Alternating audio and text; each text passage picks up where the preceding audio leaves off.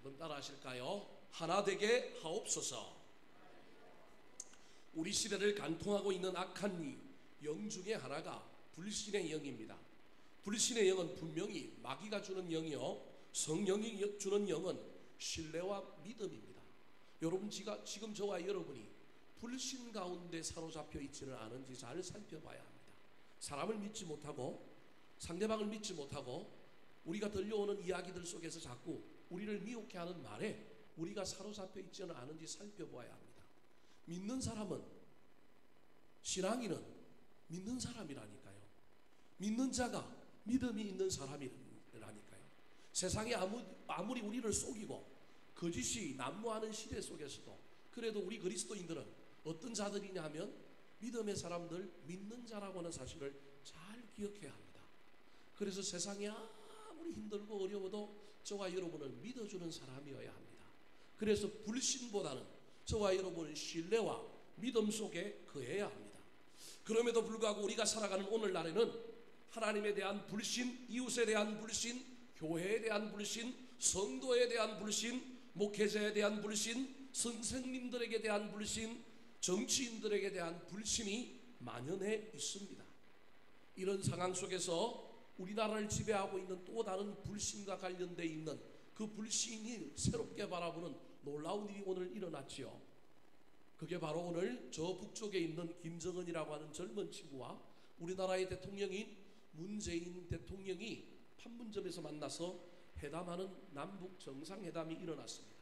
아직도 우리나라에서는 저 북쪽을 인정하지 않는 사람들이 있고, 저 북쪽엔 불이 나 있고, 지금도 가면을 쓰고 나와 있고, 이런 불신의 영이 우리 가운데 있지만, 적어도 하나 되기 위해서는, 적어도 우리가 무엇인가를 이루기 위해서는 만나야 하고, 조금은 경계심이 있지만 그래도 우리가 믿어주어야 하는 이야기가 교회 안에서부터 나와야 된다는 사실을 기억하시기 바랍니다.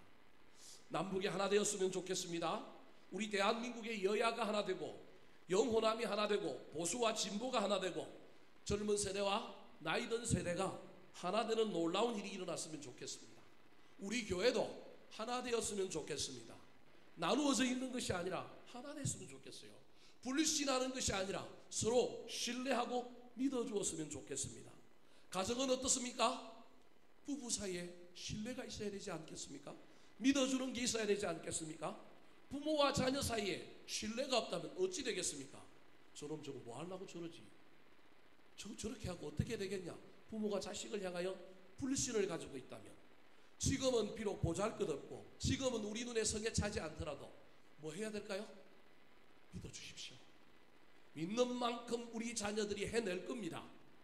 그래서 저와 여러분은 믿는 자라고 하는 사실을 잘 기억해야 합니다. 남편이 믿지 못합니까? 믿어주십시오. 아내가 여러분의 속을 썩이고 여러분의 마음을 불편하게 합니까? 그래도 믿어줘야 합니다. 이게 믿는 사람의 특징이라고 하는 사실을 잘 기억해야 합니다. 교회 안에 있는 수많은 사람들이 내가 믿는 사람이라고 하면서 내 삶에, 내 언어에 더 많은 부분이 신뢰와 믿음보다는 불신에 더 많이 가 있다라고 하는 사실은 어쩌면 저와 여러분이 믿음 안에 있으면서도 악한 마귀의 영에 조종당하고 있는지도 모른다는 사실을 기억하시기 바랍니다. 사람이 말을 하면 비록 사기꾼이라 할지라도 말하는 것을 믿어줍시다. 성령님께서 우리에게 지혜와 분별력과 영적인 통찰력을 주어서 알게 해주실 것입니다. 그것이 거짓인지 진실인지 알게 해주실 것입니다. 그런데 무턱대고 기도해보지도 않고 성령님의 계시의 영을 받지도 않고 그냥 선입견과 편견, 내 안에 있는 내 생각을 가지고 사람을 향하여, 상대방을 향하여 불신하는 것은 성경이 우리에게 말하는 정신이 아님을 기억하여서 저와 여러분은 하나됨을 힘쓰고 믿어주는 삶을 살게 되시기를 우리 구주 예수 그리스도의 이름으로 축원합니다. 왜 하나 되어야 할까요? 하나 되는 곳에 주의 영이 임하십니다. 하나 되는 곳에 하나님의 놀라운 은총과 은혜가 흐르게 되어 있습니다. 복을 받고 싶습니까? 하나 되지 않고 나 홀로 복을 받는 건 어렵습니다. 왜냐하면 하나님이 어떤 곳은 복을 주고 어떤 곳은 복을 안 주려고 하는 것이 쉬운 일이 아니기 때문에 그렇습니다. 새벽기도 때 제가 말했던 것처럼 한 엄마가 아들이 둘이 있어요. 하나는 무슨 장수예요? 우산 장수예요. 하나는 무슨 장수예요? 집신 장수예요. 비가 오면 우산장수 아들은 돈을 벌지만 비가 오면 집신장사 아들은 돈을 못 벌어요. 그럼 이 엄마는 누구 기도를 들어줘야 돼요? 집신장사 아들의 기도를 들어야 돼요? 우산장수 아들의 기도를 들어줘야 돼요? 근데 둘이 하나 되어 어떤 상황 가운데서 때로는 집신장사 아들이 비가 와서 돈을 못 벌면 형, 돈 많이 벌고 오세요. 형, 잘하고 오세요. 격려해주고 나는 오늘 쉴랍니다. 비가 쨍쨍 나서 우산장수 아들이 쉬고 있으면 그 아들이 동생을 향하여 동생아, 오늘은 네가 할 차례야. 가서 열심히 뛰어보렴. 나는 오늘 너를 쉬고 너를 위하여 내가 집신을 다듬어 놓게. 여러분, 이러면 얼마나 좋아요. 이게 하나됨이라는 겁니다. 저와 여러분 가운데 이 하나됨에, 이런 가정에 하나님께서 복을 주시지 않겠습니까? 우리 가정에, 우리 교회에, 우리나라에, 이 민족에 하나됨을 바라보며 열망하며 하나 되는데 내가 앞장서고 나도 하나됨의 역사를 이루는 화목해하는 직분을 잘 감당하는 신앙인이 되시기를 우리 구주 예수 그리스도의 이름으로 축원합니다. 자, 그렇다면 하나 되기 위해서는 어떻게 해야 할까요? 저와 여러분이 가정에서, 교회에서, 내가 속한 직장이나 공동체에서, 또 이 나라의 국민으로서 우리가 하나 되기 위해서 어떻게 해야 될까요? 첫 번째, 따라 하시겠습니다. 마음을 같이 해야 합니다. 2절 말씀 같이 한번 읽어볼까요? 2절 시작. 마음을 같이하여 같은 사랑을 가지고 뜻을 합하며 한 마음을 품어. 자, 마음을 같이 해라, 한 마음을 품으라. 정답인데 가슴에 와닿아요, 안 닿아요? 솔직하게 이야기해봐요. 저기 성경 말씀이지만, 저게 정답이지만 여러분 마음에 와닿아요, 안 와닿아요? 우리 마음을 우리 마음대로 할 수 있어요? 미운 사람하고 마음을 같이 할 수 있어요? 나하고 다른 사람하고 그 사람하고 마음을 같이 하기가 쉬워요, 어려워요? 어려워요. 그래서 여러분 1절이 있는 거예요. 왜 1절이 있는지를 여러분 이유를 알아야 합니다. 우리 인간이 할 일도 있지만 저와 여러분은 반드시 신앙 안에 있기 때문에 누구의 힘을 얻어야 돼요? 하나님의 힘을 얻어야 된다니까요. 그래서 우리 힘만으로 하지 말고 내 힘으로 그 인간이 믿고 내 힘으로 뭐가 안 되면 기도해야. 오늘 보면 1절에 하나님에 대한 놀라운 비밀을 우리에게 가르쳐 주고 있습니다. 같이 한번 읽어볼까요? 시작. 그러므로 그리스도 안에 무슨 겉면이나 사랑의 무슨 위로나 성령의 무슨 교제나 긍휼이나 자비가 있거든. 네, 있거든. 저게 있으면 마음을 같이 하여 한 마음을 품을 수 있다. 저게 없으면 된다, 안 된다? 안 된다. 물론 이제 3절 4절에 가면 또 다른 방법이 있긴 하지만 일단 기본적으로 우리 마음이 삐져 있고 내 마음에 선입견과 내 마음에 이미 선 경험이 있어서 사람을 대하여 순수하게 백지 상태에서 상대방을 향하여 벽지 상태에서 그 사람을 받아들이기 쉽지 않은 사람은 하나님의 놀라운 은혜를 입어야 돼요. 저 1절에 성부, 성자, 성령 삼위일체의 하나님이 등장합니다. 첫 번째 보니까 그리스도 안에 있는 무슨 겉면입니다. 예수님이 우리에게 겉면한다는 거예요. 야, 그래도 사랑해야지. 내가 십자가 졌는데.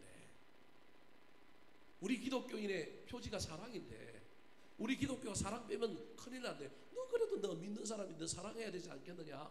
예수님이 우리에게 사랑으로 겉면한다는 거예요. 두 번째가 사랑의 무슨 위로예요. 사랑의 무슨 위로는 저게 사랑은 누구의 대명사예요? 하나님, 성부 하나님, 사랑이 많으신 성부 하나님. 그래서 사랑의 무슨 위로는 하나님의 위로입니다. 하나님께서 우리에게 찾아오셔서 나에게 위로해주면 그 위로 때문에 내 마음이 풀려. 그래서 선입견과 내 마음속에 어떤 사람을 향하여 삐져 있고 좀 불편한 마음을 가지고 있는 걸 하나님이 위로함으로 내 마음을 어떻게 해줘요? 풀어주는 거예요. 그래야 마음을 같이 할 수 있어요. 내 마음을 내 마음대로만 할 수 있다면 얼마나 좋겠어요. 그거 말고 또 뭐가 있어야 돼요? 성령님의 교제, 성령님이 주시는 상대방을 긍휼히 여기는 마음, 성령님이 주시는 자비가 우리 가운데 있어야 합니다. 여러분 마음대로 우리 마음 잘 이렇게 해서 사람을 향하여 마음 문을 열고 그 사람과 한 마음 품기가 쉽지 않죠. 근데 그걸 왜 여러분 마음대로 막 여러분 힘으로 애써서 해보려고 합니까? 하다가 안 되면 기도하십시오. 예수님 건면해 주세요. 하나님 위로해 주세요. 성령님 나에게 교제의 영을 부어주시고 긍휼의 영을 부어주시고 자비의 영을 부어주셔서 나에게 마음을 같이 하고 한 마음을 품을 수 있도록 해 주십시오. 기도하는 저와 여러분이 되었으면 좋겠습니다. 하나님의 은혜, 성삼위 하나님의 은혜 외에는 우리가 사람과 사람 마음을 이어가기가 쉽지 않습니다. 연약한 인간이기에 우리는 할 만한 사람과 연합하고요, 내 마음 맞는 사람하고 만나고요, 사랑할 만한 사람을 만납니다. 근데 그건 예수 안 믿는 사람도 하는 겁니다.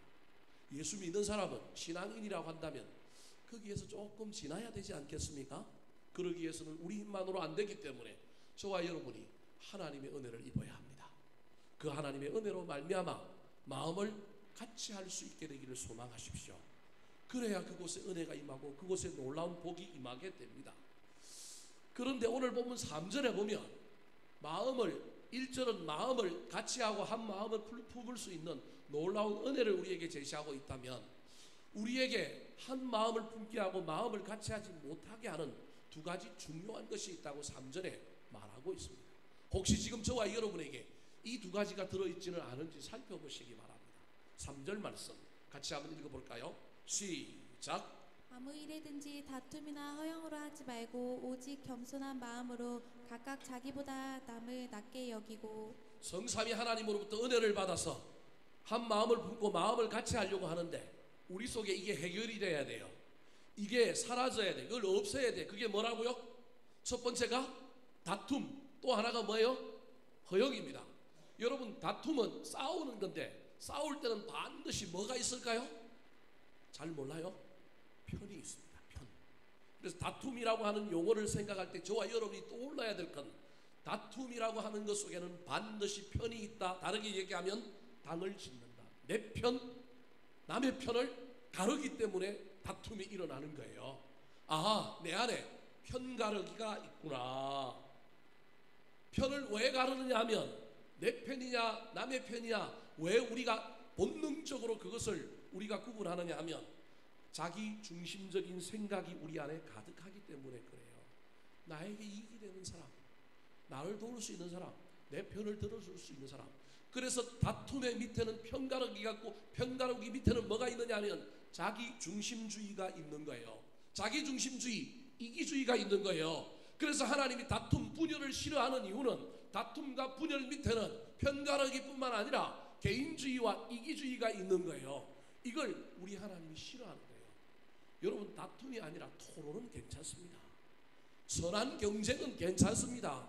그런데 그게 아니라 정말로 다툼이라고 하면 그 속에 반드시 편가르기가 있다고 하는 생각을 기억하십시오.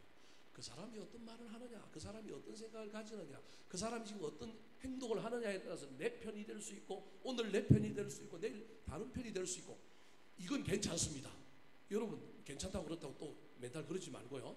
제가 지금 무슨 얘기를 하려고 그러냐 하면, 우리가 다툼, 편가르기라고 할 때는 어떤 사안마다, 어떤 일마다 어떤 행동을 가지고 판단하는 것이 아니라 한 번 정해놓으면 그 사람이 막 메주를 갖고 콩을 쓰든 콩을 갖고 메주를 쓰든 뭘 하든지 간에 그 편가르기로 인하여 그냥 편을 가르는 거예요. 이게 얼마나 나쁜 것인지 아십니까, 여러분? 그 사람이 옛날에 나한테 잘해줬기 때문에, 그 사람이 옛날에 내 편이기 때문에 그가 하는 말은 전부 옳아. 왜? 누구 편이니까? 내 편이니까. 우리 하나님이 제일 싫어하는 겁니다. 저와 여러분이 인간이기 때문에 때로는 이렇게도 지나고 저렇게도 지나고 이렇게도 마음을 같이 할 수 있지만, 하나님이 저와 여러분에게 묻습니다. 정확하게 묻습니다. 그 밑에 뭐가 있느냐? 편가르기가 있지 않느냐? 너는 사람마다 사람과 다르게 편을 묻느냐? 아니면 한 번 편 묶으면 끝이냐? 우리에게 묻고 있는 것입니다. 그 밑에 이기주의와 개인주의라고 하는 놀라운 욕심이 그 안에 들어있기 때문에 우리 하나님이 다툼을 싫어하는 것입니다. 다툼이 내 안에 있는 한 하나 되는 것은 쉽지 않습니다. 또 다른 하나가 허영이라고 이야기하고 있습니다. 허영이 무엇입니까? 헛된 것을 자꾸 내세워서 남의 의견을 억누르거나 나를 주장하거나 그 일을 통하여 헛세를 부리고 인정받으려고 하고 자기 주도권을 내세우는 것이 허영입니다. 그래서 허영 밑에는 뭐가 있느냐 하면 교만이 들어있습니다. 그래서 우리 하나님이 다툼과 허영을 싫어하시는 겁니다. 오늘 본문에서 사람과 마음을 같이 하는 이 문제와 관련하여 두 가지 중요한 우리 인생 가운데 나타나는 현상을 이야기하면서 하나님께로부터 은혜를 받아야 한 마음이 되고 마음을 같이 할 뿐만 아니라 혹시 너희들 마음속에 다툼이 있는 건 아니냐, 허영이 있는 것은 아니냐 물어보고 있습니다. 다툼과 허영을 물리쳤으면 좋겠습니다. 남북이 다투지 않았으면 좋겠습니다. 서로 잘났다고 자랑하지 아니하였으면 좋겠습니다. 여야 정치인이 다투고 허영을 부리는 이유들, 정치인들 속에 이 다툼과 허영이 있지 않습니까? 아무것도 아닌 일 갖고 맨날 싸우고 기싸움하고요, 맨날 싸우다가 뭐 저러고 있지 않습니까? 그들을 닮지 말고 저와 여러분은 내 안에 다툼이 있구나, 주여 버려주십시오, 이 다툼을 버렸으면 좋겠습니다. 여러분, 예수님이 십자가를 지기 바로 일보 직전에 제자 공동체에서 놀라운 일이 일어났습니다. 그것이 무엇인지 아십니까? 바로 이 다툼과 허영이 일어났습니다. 예수님은 십자가 지기 위하여 그 수많은 그 마음의 공고함과 인생의 범민과 범례를 가지고 예루살렘을 향하여 올라가는데, 예루살렘 향하여 올라간다 그러니 예수님께서 정치적인 메시아가 될 줄 믿었던 제자들 속에 어떤 일이 일어났습니까? 요한의 어머니가 치맛바람을 일으키고 예수님께 찾아와서 내 두 아들이 있는데 당신이 예루살렘에 올라가서 보좌에 앉으시거든, 하나는 어디에? 우편에, 하나는 어디에? 좌편에 앉게 해달라는 겁니다. 여러분, 사도 요한의 어머니가 이렇게 말한 것은 이유가 있습니다. 여러분, 성경에 예수님의 제자들 가운데 이름을 밝혀준 아버지들의 이름들이 나오는데 그 중에 가장 많이 등장하는 아버지의 이름이 누구냐면 세베대입니다. 요한과 야고보의 아버지 이름이 세베대인 거예요. 다르게 얘기하면 세베대가 예수님의 제자 공동체에 엄청난 물질을 후원한 사람이요, 뒤에서 어떤 대가를 바라고 한 건 아니지만 엄청난 후원을 했던 사람인 거예요. 세베대는 갈릴리 호수에서 여러 배를 가지고 있는 선주였습니다. 그 배 중에 하나의 선장이 누구였냐면 베드로였던 거예요. 수많은 배를 가지고 갈릴리 호수에서 고기를 많이 잡아서 그 고기를 내다 팔아서 어디에 집이 있었던 사람이냐면 예루살렘에 집이 있었던 사람이에요. 그 당시 정치 지도자였던 대제사장들과도 관계가 좋아서 안면이 있어요. 예수님이 대제사장 가야바 집에 잡혀갔을 때 베드로가 따라가다가 그 문 앞을 지키고 있는 군병들에 의하여 제지를 당합니다. 이때 예수님을 따라 들어가게 만들어준 사람이 누구예요? 사도 요한입니다.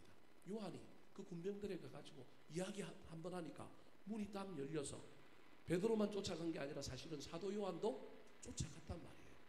거기 보면 또 누구도 쫓아갔느냐 하면 마가도 쫓아갑니다. 마가도 아주 잘 살았던 사람인 거예요. 마가 요한의 다락방에 몇 명이 들어가요? 120명이 들어가잖아요. 예수님의 제자들 중에서 상당히 부자들도 있었다라는 것을 알 수가 있는 거예요. 그래서 예수님이 신문 받으시던 대제사장의 집들에 예수님의 제자들 중에 또는 제자는 아니지만 들어갔던 사람이 요한, 베드로, 마가는 들어갔단 말이에요. 그러니까 세베대라고 하는 사람이 얼마나 영향력이 있고 얼마나 지대하게 예수님의 제자 공동체에 영향력을 행사했는지 알 수 있는 거예요. 그러니까 이 세베대의 아내가 사도 요한과 야고보의 어머니가 와가지고 올라가면 하나는 우의정, 하나는 좌의정 해달라는 거예요. 근데 그때 제자들이 그걸 보고 속에 막 열불이 올라갔고 막 부글부글 끓어오르는 장면들, 막 그래서 막 너희들만 그거냐 막 다툼이 일어나려고 하는 그 엄청난 이야기가 성경에 기록되어 있습니다. 그 위대한 장면 앞에서, 그 엄청난 예수 그리스도의 사역 앞에서 제자 공동체에 뭐가 있었냐면 다툼이 있었어요. 그 다툼의 그 끝에는 뭐가 있느냐 하면 허영이 있는 거예요. 서로 높아지려고 하고 서로 무엇인가 차지하려고 하는 것이 있는 거예요. 그래서 오늘날 교회 안에도 이 다툼이 있고 이 허영이 있는 이유가 예수님의 제자 공동체 안에 다 있었기 때문에 그런 거예요. 그러나 성령 받고 다시금 부활하신 예수 그리스도를 만난 제자 공동체에는 그런 것이 없었습니다. 여러분. 사랑하는 성도 여러분, 우리가 예수를 믿고 오늘 이 금요일에 나와서 기도하고 있다면 우리 속에 이 다툼과 허영을 다 성령의 불로 태우시고 마음을 같이 하는 사람이 되시기를 우리 구주 예수 그리스도의 이름으로 축원합니다. 두 번째, 하나 되기 위해서는 어떻게 해야 될까요? 따라 하시겠습니다. 겸손한 마음을 가져야 합니다. 예, 오늘 내용들은 전부 정답입니다. 정답은 별로 은혜가 안 되죠. 그래도 여러분 이게 중요한 겁니다. 자, 다툼과 허영을 막고 마음을 같이 하기 위해서는 성삼위 하나님의 은혜를 받아야 하지만 다툼과 허영을 우리 인간이 없애야 되기도 하지만 또 하나 우리가 해야 될 일이 있는데 우리의 마음을 어떻게 만드는 거라고요? 겸손하게 만드는 거예요. 위로 성삼위 하나님의 은혜를 받아야 마음을 같이 할 수 있고요. 내 안에 있는 다툼과 허영을 없애야 내가 마음을 같이 할 수 있을 뿐만 아니라 또 하나 의지적으로 내가 나를 뭐하게 만들어야 된다고요? 겸손하게 만들어야 됩니다. 3절 말씀 다시 한번 읽어볼까요? 시작. 아무 일에든지 다툼이나 허영으로 하지 말고 오직 겸손한 마음으로 각각 자기보다 남을 낮게 여기고. 다툴만 해요. 다툴 이유가 있어요. 허영이라고 표현하지만 내가 좀 인정받고 싶고 내가 주장할 만한 위치에 있어요. 그런 상황이 펼쳐졌어요. 지금 그런 말입니다. 그런 상황 속에서 나를 어떻게 하라고요? 겸손하게 낮추라는 거예요. 이게 어렵잖아요. 쉽지가 않잖아요. 정답인데 말은 들으면 알겠는데 실제 현장에 들어가면 이게 안 되잖아요. 근데 그 겸손이 누구의 마음이냐면 오늘 보면 5절에 보면 예수님의 마음이래요. 그래서 저와 여러분이 이 땅에 살아가는 동안에 예수 마음 내 마음, 예수님의 마음이 내 마음 되도록 신앙생활을 열심히 해야 되는데 이게 쉽지 않잖아요. 그런데 아까 3절에 보면 뭐라고 얘기하고 있느냐면 내가 겸손해졌는지 겸손해지지 아니하였는지 알 수 있는 방법을 하나 제시하고 있어요. 그게 뭐예요? 자기보다 남을 뭐하게 여긴다고요? 낮게 여긴다라는 거예요.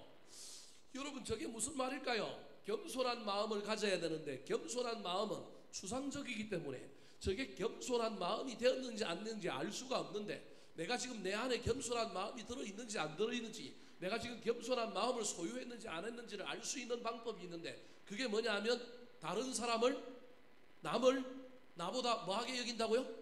낮게 여기는 거예요. 그럼 저게 무슨 말일까? 우리 인간이 지극히 개인주의고 이기주의고 자기중심적인데 어떻게 남을 나보다 낮게 여길 수 있겠어요? 그게 쉬워요? 어려워요? 다들 잘하시는 분들 같아 대답을 안 하는 거 보니까. 이게 어렵단 말이에요. 그러면 왜 어려운 저 말을 성경에 기록하고 있을까? 각각 자기보다 남을 낮게 여기라고 하는 말은 그럼 도대체 무슨 말일까? 쉽게 얘기하면 이런 말입니다. 저 사람 나보다 낫다. 나는 저 사람보다 못하다. 내가 그렇게 말하고 그런 마음을 가지는 것이 아니고 그 마음은 내가 아무리 머릿속에 추상적으로 간접적으로 생각해야 소용이 없어요. 그렇게 안 된다니까요. 저 말의 진짜 의미는 무슨 말이냐면 저 사람이 전체적으로는 나보다 못할다 할지라도 저 사람에게 내가 배울 것이 있다. 저 사람에게도 나보다 나은 것이 있다. 그것을 인정하면 내가 어떤 사람이 된다고요? 겸손한 사람이 된다는 거예요. 근데 우리 인간은 저와 여러분이 삶을 살아갈 때 누군가에게도 내가 배울 것이 있다 이렇게 생각을 잘 안 해요. 전체적으로 아니면 어떤 걸 가지고 그 사람을 딱 판단하고 나면 그 사람은 그 길로 나보다 많은 사람이 되냐면 못한 사람이 되는 거예요. 이게 우리 인간이 가지고 있는 약함이에요. 근데 지금 사도 바울은 빌립보 교회 교인들을 향하여 워낙 빌립보 교회 교인들이 싸웠단 말이에요. 특별히 빌립보 교회는 두 여자 집사가 엄청 싸웠다고요. 유오디아와 순두개라고 하는 여자 집사가 둘이 싸워가고 교회를 난장판으로 만들어놨어요. 유오디아와 순두개가 괜찮은 여자들이었어요. 예수를 잘 믿었고 봉사를 잘했던 여자들이라니까요. 근데 여러분 잘하면 잘할수록 나중에 악영향을 끼칠 가능성이 있고요. 높이 올라가면 올라갈수록 나중에 큰 사고를 칠 가능성이 있는 거예요. 그래서 저와 여러분이 조심해야 되는 거예요. 여러분 교인 하나가 사고 치는 건 문제가 안 되지만 목사 하나가 사고 치면 교회는 어떻게 돼요? 휘청휘청 흔들리는 거예요. 그래서 높이 올라가면 올라갈수록 조심해야 되는 거예요. 엄청나게 다퉜단 말이에요. 근데 그 다툼 속에 중요한 것이 있는데 뭐냐 하면 사람을 한 번 보고 사람을 한 번 만나고 난 다음에 우리 인간이 서열을 매겨가지고 저 사람은 나보다 못해. 우리가 벌써 그렇게 줄을 세우는 그 문화에 살고 있는 거예요. 우리 한국이 얼마나 줄 세우는 문화에 익숙합니까? 애들도 1등부터 꼴등까지 쫙 줄 세우고요.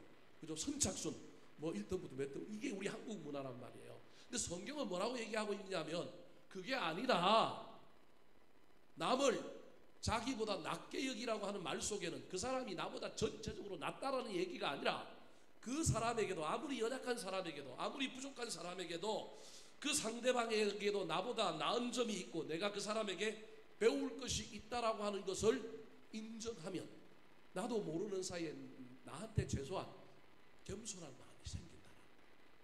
여러분 이것이 왜 중요한지 아십니까? 이 마음이 있어야만이 하나님이 그를 만들었다, 하나님이 그에게 작품이다. 그래서 누굴 인정하는 거냐면 그를 만드신 하나님을 인정하는 거예요. 근데 우리가 그것을 인정하지 않고 남에게도 내가 배울 것이 있다, 나에게만 하나님이 역사하시는 것이 아니라 그 사람에게도 하나님이 역사하시고 하나님이 그에게서도 지금 뭔가 하고 계신다. 여러분 이걸 기억해야 돼요. 아무리 작은 교회 목사에게도 하나님이 그에게 역사하시는 것이 있고요, 큰 걸 가지고 판단하는 이 시대에 작은 교회 목사님들 만나면 큰 교회 목사님들이 막 모든 것을 다 아는 전지전능하신 하나님처럼 막 이야기를 해요. 목사님들 모임에 가면 참 재밌어요. 때로는 제가 보기엔 말도 안 되는 이야기들을 막 하고 있어요. 교회 조금 크다고 자신의 영성이 아주 뛰어난 것처럼, 자기가 막 모든 것을 다 탁월한 것처럼 사람을 깔보고 사람을 무시해요. 제가 보니까 그 작은 교회 목사님에게도 살만하게 빛나는 것이 있고요, 그 작은 교회 목사님이 그 어렵고 힘든 상황 속에서도 그 교회를 붙들고 있는 그 놀라운 무엇인가 있어서 나는 그것이 부럽고 그것을 배우고 싶고 그 사람하고 이야기하는 가운데 그것에 도전을 받는데 그렇지 못한 목사님들도 있더라는 거예요. 여러분 목사들 세계에서만 그럴까요? 아닙니다. 이건 오늘 살아가는 저와 여러분에게 모든 사람에게 있는 문제라는 것입니다. 여러분 그래서 저와 여러분이 사람을 만날 때 그 사람에게서 내가 배울 것이 무엇이냐, 저 사람에게 나에게 없는 것이 무엇이냐, 그것을 발견해야 합니다. 그것을 찾으려고 애를 써야 합니다. 이게 왜 중요하냐 하면 이 행동이 누굴 인정하는 거라고요? 하나님을 인정하는 겁니다. 이 행동이 없는 사람은 자기가 암만 예수를 믿는다고 얘기하고 자기가 암만 신앙생활을 한다 할지라도 그는 사실 누구를 인정하지 않는 거예요? 하나님을 인정하지 않는 거예요. 하나님을 인정하지 않는 사람이 교만한 사람이에요. 하나님을 인정하는 사람이 뭐한 사람이에요? 겸손한 사람이에요.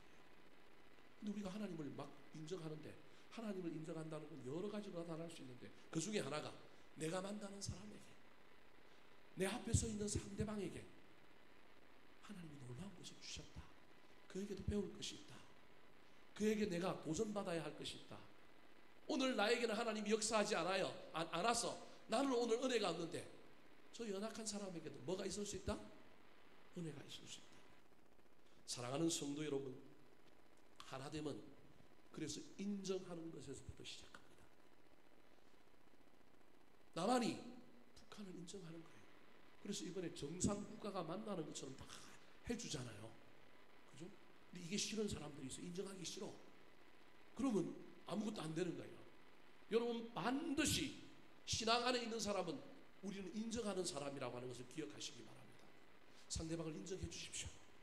그 속에도 귀한 것이 있음을 기억하시고 하나님께서 그와 함께하고 그에게 역사함을 기억하시고 상대방에게 배울 것이 있다, 나보다 나은 것이 있다, 그래서 그것을 인정함으로 말미암아 내가 겸손해지시기 바랍니다.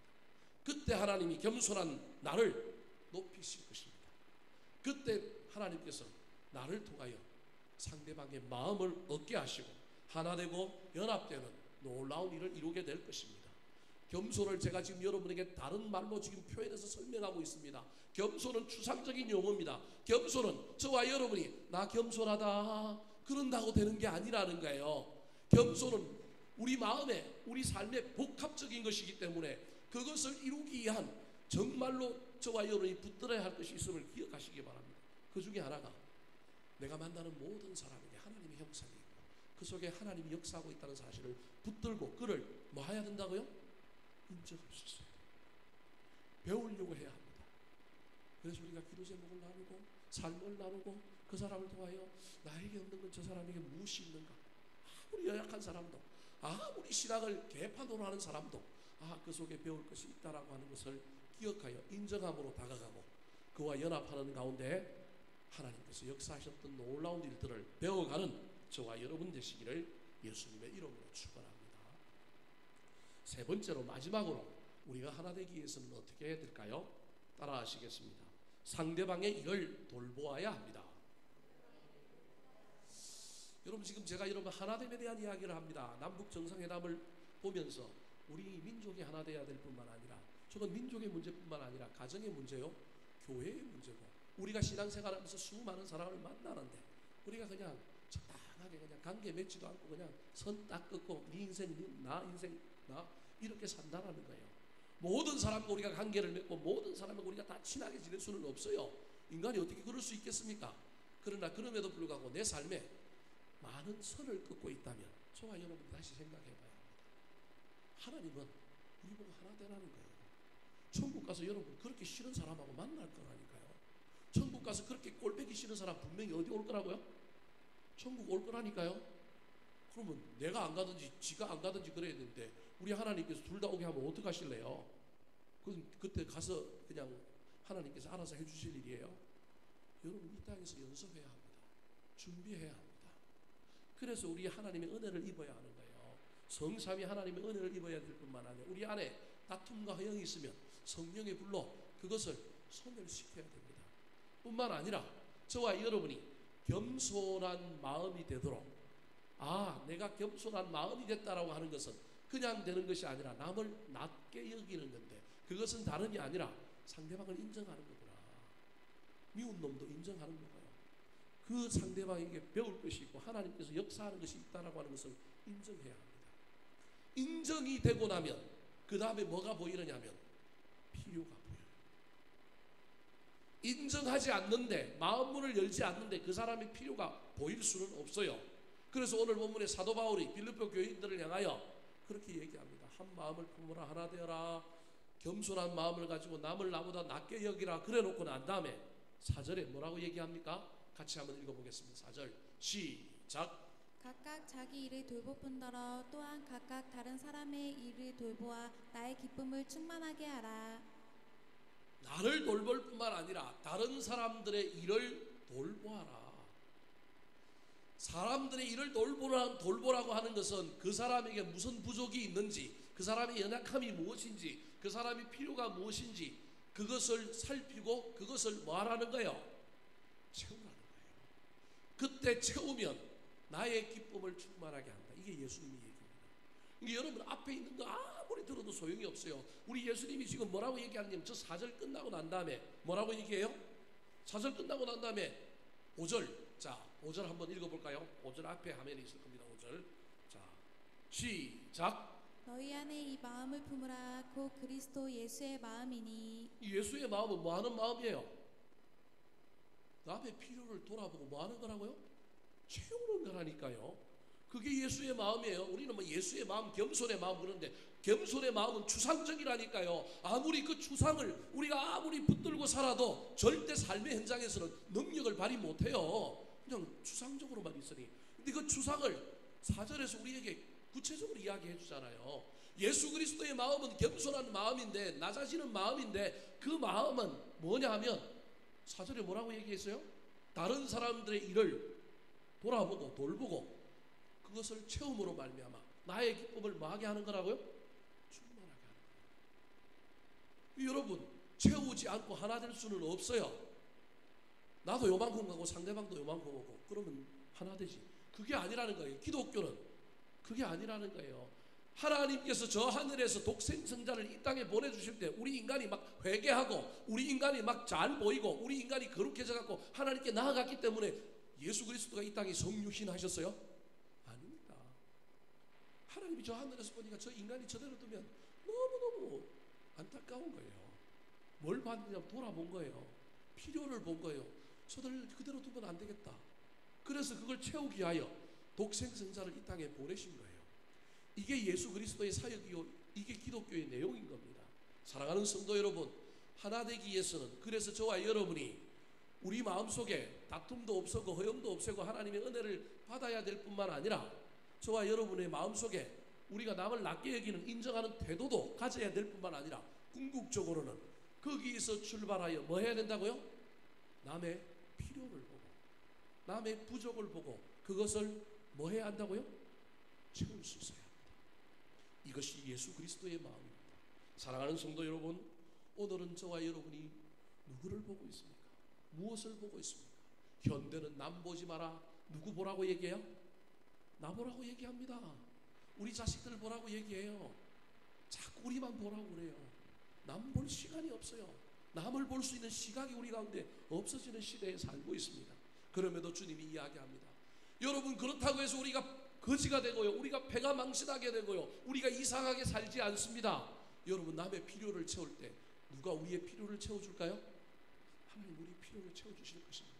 저는 이 믿음이 있습니다. 여러분, 이 믿음 가지고 저와 여러분 한번 도전해 봤으면 좋겠습니다. 사랑하는 성도 여러분, 우리 마음속에 다툼과 허영을 없애십시오. 뿐만 아니라 남을 낮게 여기고 그에게도 하나님의 놀라운 성품이 있어, 하나님의 섭리가 있어, 하나님의 계획이 있어 인정해 주십시오. 인정할 때 그가 살아나고요. 인정할 때 나는 겸손해집니다. 근데 그 겸손은 완전한 겸손이 아닙니다. 우리의 겸손이 온전해지기 위하여 인정하는 가운데 남의 연약함을 볼 수 있어야 합니다. 그래서 마음으로 그를 위로하고 다가가서 따뜻하게 그 마음을 채워주고 기도로 채워줄 뿐만 아니라 때로는 물질로, 때로는 시간을 함께 보내줌으로 저와 여러분이 그 사람들의 필요를 채워줄 때 진정 저와 여러분이 겸손한 자가 되고 진정 저와 여러분이 하나 되는 마음을 가지는 예수님의 마음을 본받는 자가 된다는 사실을 잘 깨달아 이 말씀을 가슴에 품고 달려가는 저와 여러분의 남은 생애가 되시기를 예수님의 이름으로 축원합니다. 한번 따라 하실까요? 하나 되게 하옵소서. 마음을 같이 해야 합니다. 겸손한 마음을 가져야 합니다. 상대방의 일을 돌보아야 합니다. 우리